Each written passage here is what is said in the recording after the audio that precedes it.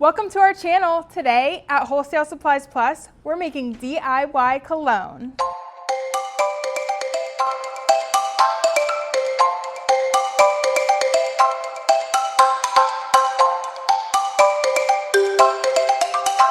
I don't know about you, but I've been spending a ridiculous amount on both perfume and cologne, when the reality of the situation is that I could be making my own, and so can you.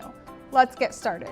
The first thing you're gonna need is your scale and your Crafter's Choice mix and pour funnel pitcher. Then we're gonna need 16 ounces of our Crafter's Choice perfume base. This is pretty easy because really you just need the entire bottle. This perfume base can be used for creating perfumes, colognes, and body sprays. It's super versatile and it's paraben free, non-sticky, and won't clog your fine mist sprayer. Next, we're gonna need 4 ounces of Legend fragrance oil. Now be careful with your fragrance oil because remember, our fragrance oils are measured by volume. If you didn't already know, Legend is a designer-inspired fragrance oil, which we have a ton of these. Find all of your favorite designer-inspired fragrances on our website. And let me tell you, the list is long. Once you've poured in your fragrance oil, you're gonna grab your rubber spatula and give this a really good stir. Then you're gonna grab one of our 0.57 clear glass perfume bottles and use your pitcher to pour your mixture in the bottle. The next of these bottles are very small, so just be very careful not to spill. These bottles are quite new to the Wholesale Supplies Plus website, and they come in all different shapes and sizes, including roller balls. If you haven't already, check those out. And while these come in multiple colors, we're choosing to use the gold sprayer top. You can go ahead and screw that on now. I think we should start a running list of high value recipes that take less than 5 minutes. What do you think?